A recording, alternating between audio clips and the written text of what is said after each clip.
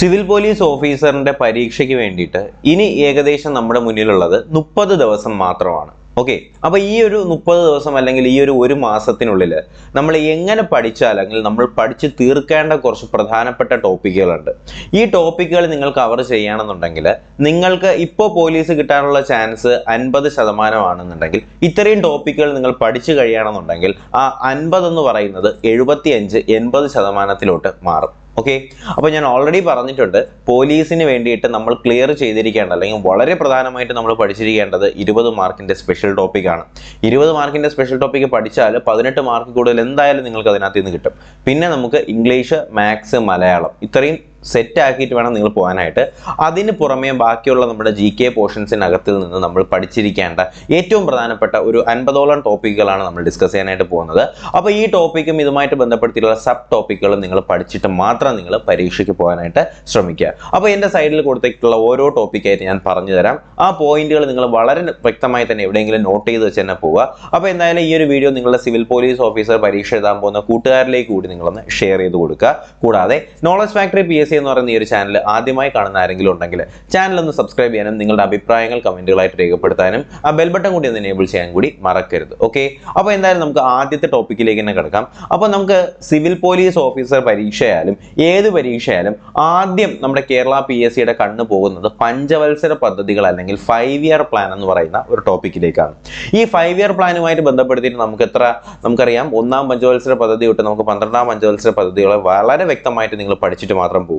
പഞ്ചവത്സര പദ്ധതി, അതിൻ്റെ കാലയളവ്, ഓരോ പഞ്ചവത്സര പദ്ധതിക്കകത്തും വന്നിട്ടുള്ള പ്രോഗ്രാംസ് ഏതൊക്കെയാണ്, അതുപോലെ തന്നെ ഓരോ പഞ്ചവത്സര പദ്ധതിയിലും ഗ്രോത്ത് റേറ്റ്, വളർച്ചാ നിരക്ക് എന്നീ പോയിന്റുകളൊക്കെ വളരെ വ്യക്തമായിട്ട് പഠിച്ചിട്ട് മാത്രം നിങ്ങൾ പരീക്ഷയ്ക്ക് പോവുക. അതിനുശേഷം നമുക്കിപ്പോൾ പഠിക്കേണ്ടത് GST എന്ന് പറയുന്ന ഒരു ടോപ്പിക്കാണ്. ഇത് എക്കണോമിക്സിനകത്ത് വരുന്ന ഒരു ടോപ്പിക്കാണ് GST എന്ന് പറയുന്നത്. ഈ GST എന്ന് പറയുന്ന ടോപ്പിക്ക് സ്ഥിരമായിട്ട് ഇപ്പോൾ കേരള PSCയിൽ ചോദിച്ചു വരുന്നൊരു സാധനമാണ് GST അല്ലെങ്കിൽ ഗുഡ്സ് ആൻഡ് സർവീസ് ടാക്സ്. ഇത് വന്നത് എപ്പോഴാണ്, GST നിരക്ക് എങ്ങനെയാണ്, ഇപ്പോൾ ലേറ്റസ്റ്റ് ആയിട്ടുള്ള GSTയുടെ നിരക്ക് ഏത് ലെവലിലാണ് പൊയ്ക്കൊണ്ടിരിക്കുന്നത്, അങ്ങനെയുള്ള കാര്യങ്ങൾ എന്ത് ചെയ്യുക, നിങ്ങൾ ഗൂഗിൾ സെർച്ച് ചെയ്തിട്ടായാലും നിങ്ങൾ റാങ്ക് ഫയൽ നോക്കിയിട്ടായാലും അതും കൂടി നിങ്ങളത് പഠിച്ച് വ്യക്തമായി ക്ലിയർ ആക്കാനായിട്ട് ശ്രമിക്കുക. അതിനുശേഷം സ്ഥിരമായി വന്നുകൊണ്ടിരിക്കുന്ന ഒരു ചോദ്യമാണ് പഞ്ചവത്സര പദ്ധതിയുടെ കാലനായിട്ട് വന്ന നമ്മുടെ നിതി ആയോഗ് അല്ലെ, national institution for transforming India. Continuous ആയിട്ട് ചോദിക്കുന്നതാണ്. ഇത്തവണയും സിവിൽ പോലീസ് ഓഫീസറിൽ ഇതിൽ നിന്ന് ചോദ്യം ഉണ്ടാവും. നിതി ആയോഗുമായിട്ട് ബന്ധപ്പെടുത്തിയിട്ട് നമ്മളൊരു ക്ലാസ് ചെയ്തിട്ടുണ്ട്. യൂട്യൂബിൽ നിങ്ങൾ NITI Aayog knowledge factory PSC എന്ന് പറഞ്ഞ് അടിച്ചാൽ തന്നെ നമ്മുടെ ആ ക്ലാസ് യൂട്യൂബിൽ നിന്ന് നിങ്ങൾക്ക് കിട്ടുന്നതായിരിക്കും. അല്ലാന്നുണ്ടെങ്കിൽ ഞാൻ ഈ വീഡിയോയുടെ അവസാനം നിങ്ങൾക്ക് അത് കൊടുത്തേക്കാം. ഓക്കെ, അപ്പോൾ ആ നിതി ആയോഗിൻ്റെ ക്ലാസ് നിങ്ങൾ കാണുക. കൂടാതെ ആ നിതി ആയോഗിൻ്റെ ഇൻഡെക്സുകൾ വളരെ ഇമ്പോർട്ടൻ്റ് ആണ്. നിതി ആയോഗ് ഇൻഡെക്സുകൾ റാങ്ക് ഫയലിൽ കാണുന്നുണ്ട്. അപ്പോൾ ആ പോർഷൻ കൂടി നിങ്ങൾ എന്ത് ചെയ്യുക, ഒന്ന് പഠിച്ച് വ്യക്തമാക്കാനായിട്ട് ശ്രമിക്കുക. ഇതൊക്കെ നിങ്ങൾ എഴുതി വയ്ക്കുക. അടുത്ത നമുക്ക് നോക്കേണ്ടത് ഫിനാൻസ് കമ്മീഷനുമായിട്ട് ബന്ധപ്പെടുത്തിയിട്ടുള്ളതാണ്. എത്ര ഫിനാൻസ് കമ്മീഷൻ വന്നിട്ടുണ്ട്, നിലവിൽ എത്രാമത്തെ ഫിനാൻസ് കമ്മീഷനാണ്, ഫിനാൻസ് കമ്മീഷൻ്റെ ചെയർമാൻ ആരാണ്, അങ്ങനെയുള്ള കാര്യങ്ങളൊക്കെ എന്ത് ചെയ്യുക, റാങ്ക് ഫയലിൽ നിന്ന് ഫിനാൻസ് കമ്മീഷൻ എന്ന് പറയുന്ന പോർഷൻ നിങ്ങളൊന്ന് പഠിച്ച് വ്യക്തമാക്കാനായിട്ട് ശ്രമിക്കുക. അതിനുശേഷം നമുക്ക് ദേശീയ വരുമാനം അല്ലെങ്കിൽ നാഷണൽ ഇൻകം എന്ന് പറയുന്ന ടോപ്പിക്ക് പഠിക്കാനായിട്ടുണ്ട്. എക്കണോമിക്സിലെ വളരെ പ്രധാനപ്പെട്ട ടോപ്പിക്കാണ്. എക്കണോമിക്സ് ഒക്കെ ഏത് ലെവൽ വേണമെങ്കിലും നമുക്ക് ചോദിക്കാൻ സാധിക്കും. ഒരു കാരണവശാലും പരീക്ഷ എളുപ്പമായിരിക്കത്തില്ല. അത് ഞാൻ നിങ്ങൾക്ക് അടിവരായിട്ട് പറഞ്ഞുതരാം. കാരണം ഇത് മെയിൻസ് പരീക്ഷയാണ്, പ്രിലിംസ് മാറ്റിയിട്ടുള്ള മെയിൻസ് പരീക്ഷയാണ്, ആവശ്യമുള്ളവരെ മാത്രം എടുക്കുന്ന മെയിൻസ് പരീക്ഷയാണ്. അതുകൊണ്ട് തന്നെ എന്തായിരിക്കും, നല്ലപോലെ മിടുക്കന്മാരെ മാത്രം സെലക്ട് ചെയ്യുന്ന പരീക്ഷ ആയതുകൊണ്ട് ആ ലെവലിലായിരിക്കും ചോദ്യോത്തരങ്ങൾ. നിങ്ങൾ എത്ര വ്യക്തമായിട്ട് പഠിക്കുന്നോ, നിങ്ങൾ എത്രത്തോളം ക്ലിയർ ആക്കുന്നോ, അത്രത്തോളം നിങ്ങൾക്ക് റാങ്കിലേക്ക് അല്ലെങ്കിൽ റാങ്ക് ലിസ്റ്റ് വരാനുള്ള സാധ്യത അതിനനുസരിച്ച് കൂടിക്കൊണ്ടിരിക്കും. ഓക്കെ, അപ്പോൾ ദേശീയ വരുമാനം എന്ന് പറയുന്ന കോൺസെപ്റ്റ് നിങ്ങൾ വളരെ വ്യക്തമായിട്ട് പഠിക്കണം. അതുപോലെ തന്നെ GDP, gross domestic product, net domestic product, net national product എന്നീ കാര്യങ്ങളൊക്കെ നിങ്ങളൊന്ന് പഠിക്കുക. നമ്മുടെ +2ൻ്റെ ടെക്സ്റ്റിനകത്ത്, +2ൻ്റെ ഹ്യൂമാനിറ്റീസിൻ്റെ എക്കണോമിക്സ് ടെക്സ്റ്റിനകത്ത് ഇതൊക്കെ ഉണ്ട്.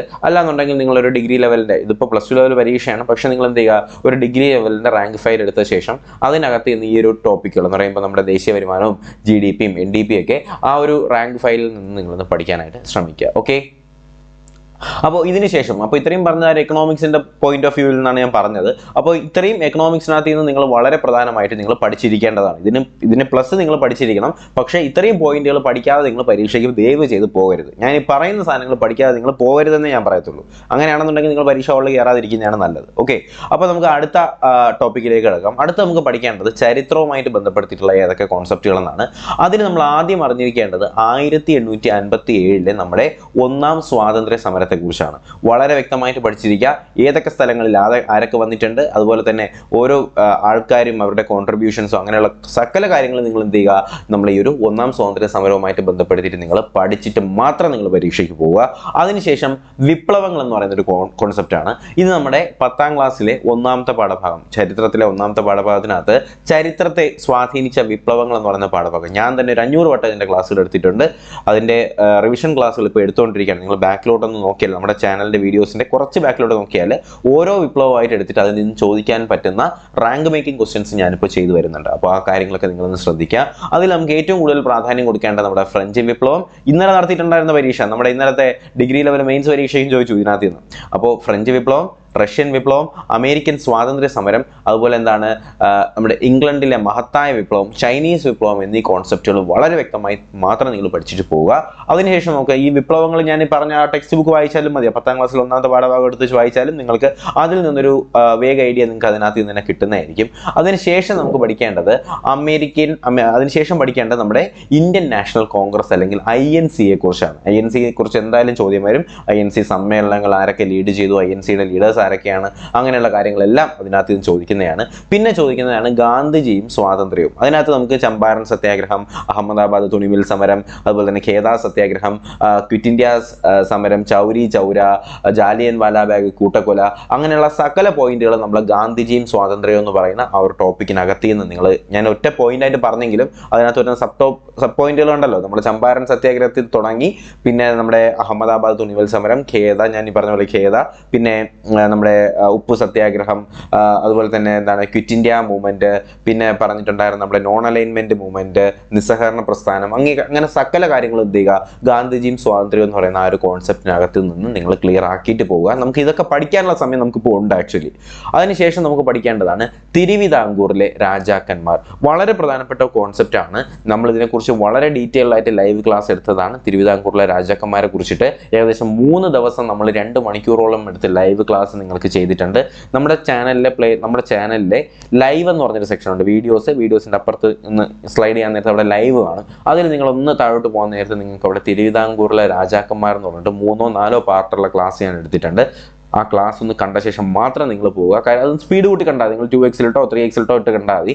പക്ഷെ നിങ്ങൾ എന്ത് കാണാനായിട്ട് ശ്രമിക്കുക. കാര്യം നമ്മൾ എടുക്കുന്ന എഫേർട്ടിൻ്റെ നമുക്ക് എന്തെങ്കിലും തിരിച്ചു കിട്ടത്തുള്ളൂ. ഓക്കെ, നമ്മൾ വെറുതെ ഇപ്പോൾ കിട്ടുമെന്ന് പറഞ്ഞ് മേലോട്ട് നോക്കിയിരുന്നാൽ ഇങ്ങനെ നോക്കിയിരിക്കത്തേ ഉള്ളൂ. പക്ഷെ നമ്മൾ എന്തെങ്കിലും നമ്മളൊരു ആഗ്രഹം ഉണ്ടെങ്കിൽ നമ്മൾ അതിന് വേണ്ടിയിട്ട് നമ്മൾ എന്തെങ്കിലും ചെയ്യുക. നമ്മുടെ സൈഡിൽ നിന്ന് എന്തെങ്കിലും ഒരു കാര്യം അതിൻ്റെ ഒരു ശതമാനം എഫേർട്ടെങ്കിലും നമ്മൾ എടുക്കുക എന്നുള്ളതാണ് നമ്മൾ ചെയ്യേണ്ട ഒരു കാര്യം. ഓക്കെ, അപ്പോൾ നിങ്ങൾ ആ തിരുവിതാംകൂറിലെ രാജാക്കന്മാർ എന്ന് പറയുന്ന ആ ഒരു ടോപ്പിക്ക് വളരെ വ്യക്തമായി മാത്രം നിങ്ങൾ പഠിച്ചിട്ട് പോവുക. അപ്പോൾ ഇത്രയും പോയിന്റുകൾ നിങ്ങൾ എന്ത് ചെയ്യുക, ചരിത്രവുമായിട്ട് ബന്ധപ്പെടുത്തിയിട്ട് ഇത്രയും കോൺസെപ്റ്റുകൾ പഠിക്കാനായിട്ട് മറക്കരുത്. ഓക്കെ, അതിനുശേഷം നമുക്ക് നോക്കേണ്ടത് നമ്മുടെ ജോഗ്രഫിയുമായിട്ട് ബന്ധപ്പെടുത്തിയിട്ട് വളരെ പ്രധാനപ്പെട്ട കോൺസെപ്റ്റുകളാണ്. ചുരങ്ങൾ നമുക്കറിയാം, നാദുല, ബോഡുല, അങ്ങനെയുള്ള ചുരങ്ങളൊക്കെ അറിയാമല്ലോ. സോജില, ഷിപ്കില എന്ന് പറഞ്ഞ ചുരങ്ങളൊക്കെ അറിയാലോ. ഈ ചുരങ്ങളൊക്കെ ഏതാണ്, ചുരങ്ങളെ ബന്ധിപ്പിക്കുന്ന സ്ഥലങ്ങൾ ഏതാണെന്നുള്ള കാര്യങ്ങൾ പഠിച്ചിട്ട് പോവുക. ജലപാതകൾ, ദേശീയ ജലപാത 1, 2, 3, 4 എന്നൊക്കെ പറഞ്ഞിട്ടുള്ള ദേശീയ ജലപാതകളുണ്ട്. ദേശീയ ജലപാതകൾ ബന്ധിപ്പിക്കുന്ന സ്ഥലങ്ങൾ എവിടെയാണ്, ഈ ദേശീയ ജലപാതകൾ എവിടെയൊക്കെയാണ് എന്നുള്ള കാര്യങ്ങൾ കൂടി ഒന്ന് പഠിച്ചിട്ട് പോവുക. പിന്നെ ഇന്ത്യയിലെ നദികൾ, നമുക്കറിയാം ഇന്ത്യയിലെ ഏറ്റവും വലിയ നദി ഏതാണ്, നദികൾ ഒഴുകുന്ന സ്ഥലങ്ങൾ ഏതൊക്കെയാണെന്നൊക്കെ പറഞ്ഞിട്ട് റാങ്ക് ഫയലിൽ നദികളുമായിട്ട് ബന്ധപ്പെടുത്തിയിട്ട് ഒരു കോൺസെപ്റ്റ് തന്നെയുണ്ട്. ആ ഒരു കാര്യം നിങ്ങളൊന്ന് വായിച്ച് പഠിച്ച് മനസ്സിലാക്കിയ ശേഷം നിങ്ങൾ എന്ത് ചെയ്യുക, പരീക്ഷയ്ക്ക് പോവുക. ശിലകൾ എന്ന് പറയുമ്പോൾ കല്ലുകൾ, മെറ്റാമോർഫിക് റോക്ക്, സെഡിമെന്ററി റോക്ക്, അതുപോലെ തന്നെ അങ്ങനെ ആഗ്നേയ ശിലകൾ, അവസാദ ശിലകൾ എന്നൊക്കെ പറഞ്ഞ ഒരുപാട് ശിലകളുണ്ടല്ലേ.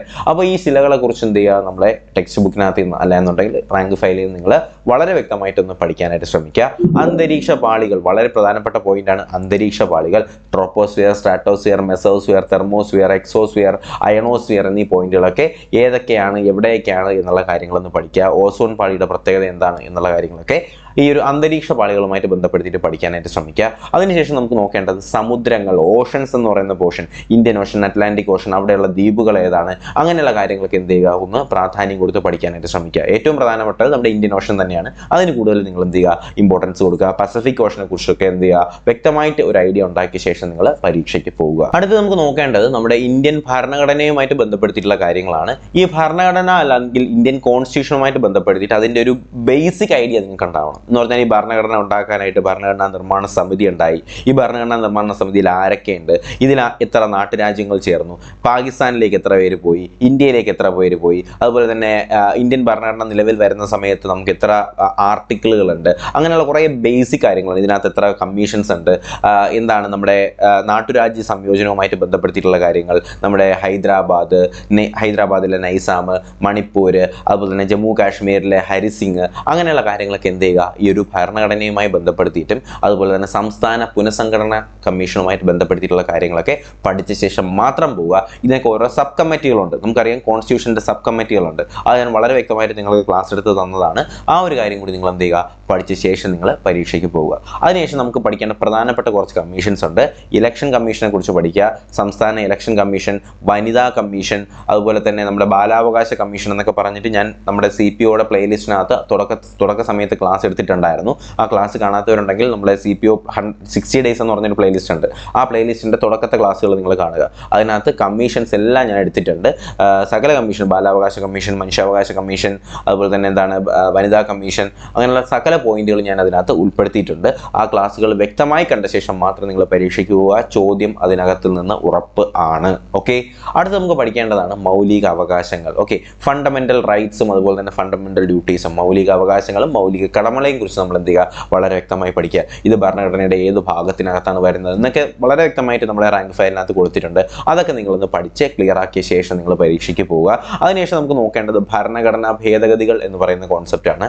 അതിനകത്ത് തന്നെ ഏറ്റവും പ്രധാനപ്പെട്ട ഭരണഘടനാ ഭേദഗതികളുടെ 42, 44, 73, 74, 86 ഈ ഒരുപാട് ഭരണഘടനാ ഭേദഗതികളുണ്ട്. എങ്കിൽ കൂടെ തന്നെയും ഈ പറയുന്ന 5 ഭരണഘടനാ ഭേദഗതികൾ നിങ്ങളൊന്ന് വ്യക്തമായി പഠിച്ച ശേഷം നിങ്ങൾ പോവുക. ഭരണഘടനാ ഭേദഗതികൾ എന്ന് പറഞ്ഞിട്ട് നമ്മുടെ റാങ്ക് ഫയലിനകത്ത് കാണുന്നുണ്ട്.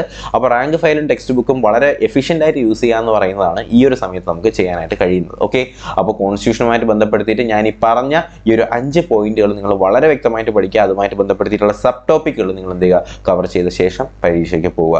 അടുത്ത് നമുക്ക് പഠിക്കേണ്ടതാണ് കുറച്ച് പ്രധാനപ്പെട്ട കമ്മിറ്റികളും അതുപോലെ തന്നെ കുറച്ച് പദ്ധതികളും. അതിന് നമുക്ക് നോക്കേണ്ടത് ദുരന്ത നിവാരണ അതോറിറ്റി. സ്ഥിരമായിട്ട് ചോദിക്കും, ഇന്നലെയും പരീക്ഷയ്ക്ക് ചോദിച്ചു ദുരന്ത നിവാരണ അതോറിറ്റി. വ്യക്തമായി തന്നെ പഠിക്കാനായിട്ട് ശ്രമിക്കുക. ഒരു ക്ലാസ് ഞാൻ ദുരന്ത നിവാരണ അതോറിറ്റിയെ കുറിച്ച് എടുത്തു തരാം. ഓക്കെ, അതിനുശേഷം നമുക്ക് തൊഴിലുറപ്പ് നിയമം എന്ന് പറയേണ്ട തൊഴിലുറപ്പ് എന്താണ്, നമ്മുടെ MG നരേഖ ഉണ്ടല്ലോ, MGNREGP, MGNREGA. അപ്പോൾ ഇതിനെക്കുറിച്ചൊക്കെ എന്ത് ചെയ്യുക, ഒന്ന് പഠിച്ചിരിക്കുക. തൊഴിലുറപ്പിൻ്റെ വേതനം എത്രയാണ്, അങ്ങനെയുള്ള കാര്യങ്ങൾ, ഏത് വർഷമാണ് നിലവിൽ വന്നത്, അങ്ങനെയുള്ള കാര്യങ്ങളൊക്കെ എന്ത് ചെയ്യുക, ഈ തൊഴിലുറപ്പുമായിട്ട് ബന്ധപ്പെടുത്തിയിട്ട് പഠിച്ചിരിക്കുക. പിന്നെ നെൽവയൽ തണ്ണീർത്തട പദ്ധതി, അടുത്ത നെൽവയൽ തണ്ണീർത്തട പദ്ധതി, ഇതുമായിട്ട് ബന്ധപ്പെടുത്തിയ നെൽവയൽ തണ്ണീർത്തട നിയമം പഠിക്കുക. തണ്ണീർത്തടം എന്ന് പറഞ്ഞാൽ എന്താണ് വെറ്റ്ലാൻഡിന്റെ പ്രത്യേകതകൾ എന്താണ്, ഏറ്റവും വലിയ തണ്ണീർത്തടം എവിടെയാണ്, ഇന്ത്യയിലെ ഏറ്റവും വലിയ തണ്ണീർത്തടം എവിടെയാണെന്നൊക്കെ വളരെ വ്യക്തമായിട്ട് തന്നെ എല്ലാ റാങ്ക് ഫയലിലും കൊടുത്തിട്ടുണ്ട്.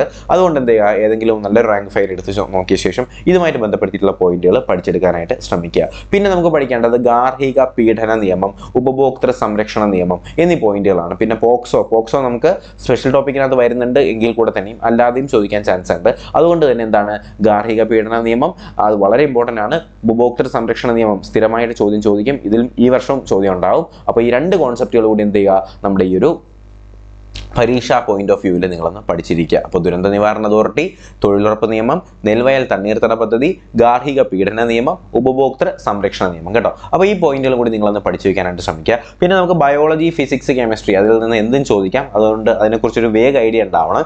ബയോളജിയിൽ നമ്മൾ ഏറ്റവും കൂടുതൽ പ്രാധാന്യം കൊടുത്ത് പഠിക്കേണ്ടത് നമ്മുടെ തലച്ചോറുമായിട്ട് ബന്ധപ്പെടുത്തിയിട്ട് ക്ലാസ് ഞാൻ നിങ്ങൾക്ക് എടുത്തു തന്നതാണ്. ദയവേത് ആ ക്ലാസ് കാണുക. CPOയുടെ പ്ലേലിസ്റ്റിനകത്ത് ആ ക്ലാസ് ഉണ്ട് കേട്ടോ. CPO 60 days എന്ന് പറയുന്ന പ്ലേലിസ്റ്റിനകത്ത് ബ്രെയിനിനെ കുറിച്ച്, തലച്ചോറിനെ കുറിച്ചുള്ള ക്ലാസ് ഉണ്ട്, നമ്മുടെ കണ്ണിനെ കുറിച്ചുള്ള ക്ലാസ് ഉണ്ട്, ചെവിയെ കുറിച്ചുള്ള ക്ലാസ് ഉണ്ട്. അതൊക്കെ നിങ്ങൾ എന്ത് ചെയ്യുക, പഠിച്ചെടുക്കാനായിട്ട് ശ്രമിക്കുക. ഞാൻ വ്യക്തമായിട്ട് തന്നെ നിങ്ങൾക്കെല്ലാം നല്ല നമ്മുടെ ബൈജൂസിൻ്റെ ലെവലിലൊക്കെ ഉള്ള മോഡൽസും കാര്യങ്ങളൊക്കെ വെച്ചാണ് പഠിപ്പിച്ചത്. ആ ക്ലാസ് മാക്സിമം ഉപയോഗപ്പെടുത്താനായിട്ട് ശ്രമിക്കുക. പിന്നെ ദഹന വ്യവസ്ഥ, ഡൈജസ്റ്റീവ് സിസ്റ്റം പഠിക്കുക. അതുപോലെ തന്നെ അസ്ഥി വ്യവസ്ഥ പഠിക്കുക. പിന്നെ രോഗകാരികൾ എന്ന് പറയുമ്പോൾ വൈറസ് രോഗം ഏതാണ്, ഫംഗസ് രോഗം ഏതാണ്, ബാക്ടീരിയ രോഗം ഏതാണ്, അങ്ങനെയുള്ള കാര്യങ്ങളൊക്കെ നിങ്ങളൊന്ന് പഠിക്കുക. പിന്നെ വൈറ്റമിൻസ്, ഓരോ വൈറ്റമിനും അത് എവിടെയൊക്കെ കാണപ്പെടുന്നു, വൈറ്റമിൻ്റെ അപര്യാപ്തത സാമ്യതാ രോഗങ്ങൾ എന്നീ കോൺസെപ്റ്റുകളോടുകൂടി നിങ്ങളൊന്ന് പഠിക്കുക. അപ്പോൾ ഇത്രയും കാര്യങ്ങളൊക്കെ നിങ്ങളൊന്ന് പഠിക്കുകയാണെന്നുണ്ടെങ്കിൽ നിങ്ങൾക്ക് CPOക്ക് കിട്ടാനുള്ള, അല്ലെങ്കിൽ സിവിൽ പോലീസ് ഓഫീസറിലേക്ക് നിങ്ങൾക്ക് കിട്ടാനുള്ള ചാൻസ് ഇപ്പോൾ ഞാൻ ഈ പറഞ്ഞ പോലെ നിങ്ങൾക്ക് അതൊരു എത്ര ശതമാനം, ഒരു 50% ചാൻസ് ആണ് ഉള്ളത് എന്നുണ്ടെങ്കിൽ അത് ഇനി ഞാൻ ഈ പറഞ്ഞ പോയിന്റുകൾ നിങ്ങളൊന്ന് പഠിച്ചെടുക്കാൻ നേരത്ത് അത് എത്രയായിട്ട് മാറും? ആ ഒരു ചാൻസ്, ഈ ഒരു 50% എന്ന് പറയുന്ന ഈ ഒരു ചാൻസ് അത് നിങ്ങൾക്കൊരു 75%, 80%, 85, 90 ഒക്കെ ആയിട്ട് മാറാനുള്ള സാധ്യതയുണ്ട്. ഓക്കെ, അപ്പോൾ ഞാൻ ഈ പറഞ്ഞ പോയിന്റുകളൊക്കെ നിങ്ങൾ വളരെ വ്യക്തമായിട്ട് തന്നെ പഠിച്ചെടുക്കും, പഠിച്ച് മനസ്സിലാക്കും എന്നുള്ള പ്രതീക്ഷയിൽ ഞാൻ മുന്നോട്ട് പോവുകയാണ്. കൂടാതെ സ്പെഷ്യൽ ടോപ്പിക് ക്ലാസ്സുകൾ ഞാൻ തീർക്കുമെന്ന് പറഞ്ഞിട്ടുണ്ട്. ഞാൻ പറഞ്ഞ വാക്ക് പാലിക്കും, തീർത്തിരിക്കും. ഓക്കെ, അപ്പോൾ നമ്മളിപ്പോൾ IPC തീർത്തിട്ടുണ്ട്, CRPC തീർത്തിട്ടുണ്ട്. രണ്ടും ലോങ് ടോപ്പിക്കുകളായിരുന്നു. നമ്മളത് പഠിച്ച് തീർത്ത് റിവിഷനും നടത്തിയതാണ്. കൂടാതെ ഒരു ക്വസ്റ്റ്യൻ പേപ്പേഴ്സ് വർക്കൗട്ടും കാര്യങ്ങളൊക്കെ നടത്തിക്കൊണ്ട് പോകുന്നുണ്ട്. അപ്പോൾ ഇന്ന് പറ്റുമെങ്കിൽ ഇന്ന് രാത്രി തന്നെ ഞാൻ എന്ത് ചെയ്യും, ഇന്ത്യൻ എവിഡൻസ് ആക്ടിൻ്റെ ക്ലാസ് കൂടി നിങ്ങൾക്ക് ചെയ്തു തരും കേട്ടോ. ഇന്ത്യൻ എവിഡൻസ് ആക്ടിൻ്റെ ക്ലാസ്, അത് ഒറ്റ ക്ലാസ്സിൽ നമുക്ക് എവിഡൻസ് ആക്ട് തീർക്കാം. വളരെ സിമ്പിൾ ആയിട്ടുള്ള കാര്യമാണ്, ഒറ്റ ക്ലാസ്സിൽ തീർക്കാന്നുള്ളതേ ഉള്ളൂ. അപ്പോൾ എവിഡൻസ് ആക്ട് ഞാൻ നിങ്ങൾക്ക് തീർത്ത് തരാം. അപ്പോൾ ഓരോ ടോപ്പിക്ക് തീർന്നാലും അതുമായിട്ട് ബന്ധപ്പെടുത്തിയിട്ടുള്ള റിവിഷൻ ക്ലാസ്സുകൾ ഞാൻ ചെയ്തു വരുന്നുണ്ട്. അപ്പോൾ മാക്സിമം നിങ്ങൾ എന്ത് ചെയ്യുക, നല്ല രീതിയിൽ ഈ ഒരു അവസരം നിങ്ങൾ ഉപയോഗപ്പെടുത്തുക. പല ചാനലുകാരും നിങ്ങൾക്ക് ക്ലാസ് തരുന്നത് നമുക്കറിയാമല്ലോ, പല ആപ്ലിക്കേഷൻസ് ആയാലും എല്ലാം പെയ്ഡാണ്, കംപ്ലീറ്റ് പെയ്ഡാണ്. എനിക്കിത് പെയ്ഡിലോട്ട് പോകാനുള്ള 1% പോലുള്ള താല്പര്യം ഇല്ലാത്തത് കൊണ്ടാണ് കംപ്ലീറ്റ് ഫ്രീ ക്ലാസ്സിലേക്ക് ഇപ്പോൾ മൂവ് ചെയ്തുകൊണ്ടിരിക്കുന്നത്. അപ്പോൾ മാക്സിമം നിങ്ങളുടെ സപ്പോർട്ട്, നിങ്ങൾ നല്ല രീതിയിൽ തന്നെ നിങ്ങൾ സപ്പോർട്ട് ചെയ്യുകയാണ്. നിങ്ങളുടെ അഭിപ്രായങ്ങളൊക്കെ രേഖപ്പെടുത്തുന്നുണ്ട്. ആ ഒരു അഭിപ്രായത്തിൻ്റെയൊക്കെ ആ ഒരു ബലത്തിൽ തന്നെയാണ് നമ്മളിപ്പോൾ 1,00,000 സബ്സ്ക്രൈബേഴ്സ് ഇപ്പോൾ കഴിഞ്ഞിട്ടുണ്ട്. അതിന് എല്ലാവർക്കും ആദ്യമേ തന്നെ ഒരു വലിയൊരു നന്ദി രേഖപ്പെടുത്തുകയാണ്. അപ്പോൾ ഇത്രയും കാര്യങ്ങളൊക്കെ നിങ്ങളൊന്ന് ശ്രദ്ധിക്കുക, നല്ല രീതിയിൽ തന്നെ പഠിക്കാനായിട്ട് ശ്രമിക്കുക. നമ്മുടെ മുന്നിലുള്ള അവസരം അത് കളയാതിരിക്കാനായിട്ട് ശ്രമിക്കുക. കാര്യം പ്രിലിംസ് ഇല്ലാത്ത പരീക്ഷയാണ്. മാക്സിമം നല്ല രീതിയിൽ പഠിച്ച് നല്ല റാങ്ക് നേടാനായിട്ട് ശ്രമിക്കുക. അപ്പോൾ എന്തായാലും ഇത്രയും കാര്യങ്ങളൊക്കെ തന്നെയാണ് ഈ ഒരു വീഡിയോയിൽ പറയാനായിട്ട് ഉദ്ദേശിച്ചിട്ടുണ്ടായിരുന്നത്. അപ്പോൾ എല്ലാവരും നല്ല രീതിയിൽ തന്നെ പഠിക്കുക. എന്തെങ്കിലും സംശയമുള്ളവർ എനിക്ക് എന്ത് ചെയ്യുക, ഇൻസ്റ്റാഗ്രാമിൽ മെസ്സേജ് അയച്ചാൽ മതി. ഞാനത് പറയുന്നുണ്ടെങ്കിലും എനിക്കിപ്പോൾ ഞാൻ ഈ പറയും പോലെ തന്നെ നിങ്ങൾക്ക് വീഡിയോ ഉണ്ടാക്കണം, ഒരുപാട് കാര്യങ്ങളൊക്കെ വരുന്നുണ്ട്. അതിൻ്റെ ഇടയിൽ കൂടെ അതൊക്കെ ചെക്ക് ചെയ്യാനുള്ള ബുദ്ധിമുട്ടുകൾ ഇപ്പോൾ വരുന്നുണ്ട്. കാര്യം ഒരുപാട് മെസ്സേജ് വന്ന് കിടക്കുകയാണ്, അതിൻ്റെ ഒരു പ്രശ്നം വരുന്നുണ്ട്. അപ്പോൾ അതിനുള്ളൊരു സൊല്യൂഷൻ ഞാൻ എന്തായാലും ചെയ്തു തരാം. അപ്പോൾ എന്തായാലും ഇത്രയും കാര്യങ്ങളൊക്കെ ഒന്ന് ശ്രദ്ധിക്കുക. നമ്മുടെ ടെലഗ്രാം ചാനലിലേക്ക് ജോയിൻ ചെയ്ത ആരെങ്കിലും ഉണ്ടെങ്കിൽ ടെലഗ്രാം ചാനലിലേക്ക് കൂടി ഒന്ന് ജോയിൻ ചെയ്യാനായിട്ട് ശ്രമിക്കുക കേട്ടോ. അപ്പോൾ എന്തായാലും പുതിയൊരു വീഡിയോയും ക്ലാസ്സും ഒക്കെ ആയിട്ട് നമുക്ക് ഉടനെ തന്നെ കാണാം. അതുവരേക്കും എല്ലാവർക്കും bye bye, good bye, take care.